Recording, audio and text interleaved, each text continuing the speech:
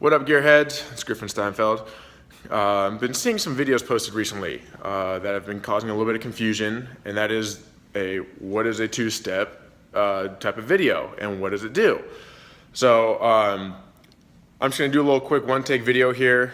So I apologize if I repeat myself or whatever. I apologize, but I'm out of town, so I'm not by my truck with a Corvette right now. So I'm gonna do the best I can to paint a picture in your head and explain to you what I'm talking about, so it makes as much sense as possible.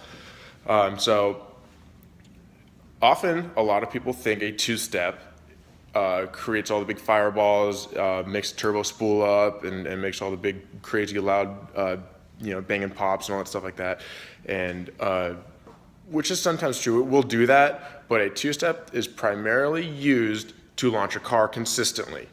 Okay, you have a little box, like a little standalone box, or if you have an aftermarket computer, oftentimes you can program into that. But for example, with my truck, it's a stock computer, so I have an external box that I have little dials that I can set an RPM at. So when I push a button, why am I holding a pink basketball? Sorry. I push a button and it goes to a preset RPM. So I'll go to full throttle when I press that button, and it will hold the engine at that certain RPM. So like 3,000, 3,200, 3,400, wherever I set it at, okay? And that is primarily for consistent launches.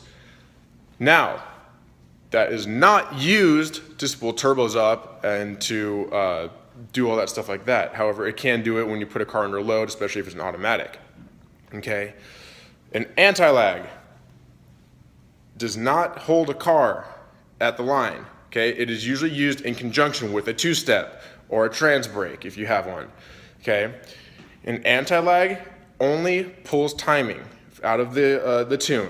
So what that means is when you hear a car get on the line and goes and starts making all the big, loud, crazy popping, fireballs everywhere, that's anti-lag.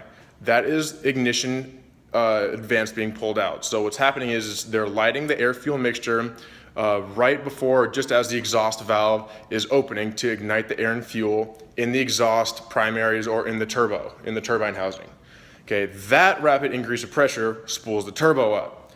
Okay, a two-step does not pull timing. It just holds the engine at a certain RPM. Okay, now often a lot of people think, oh, you just throw a bunch of fuel at it to make all the fireballs, this, that, and the other. No. You don't, okay? At least I don't with my stuff. It's all in the ignition timing. So when you pull a bunch of timing out, make that spark light really late, it will light the air-fuel mixture in the exhaust, causing the turbo to spool up. Now, usually, usually use those in conjunction, like I said. So when you're at the line, you have that engine at a set RPM, the anti-lag starts pulling timing, it comes up on boost, and when you let go of that button or when you let go of your clutch, it puts all the timing back in it and you're already up in boost. That's why in drag racing you can get away with huge, massive turbos that would essentially have a lot of lag on the street. All that's gone with anti-lag because you're already up on boost at 0 miles an hour with the engine already up in the RPM range.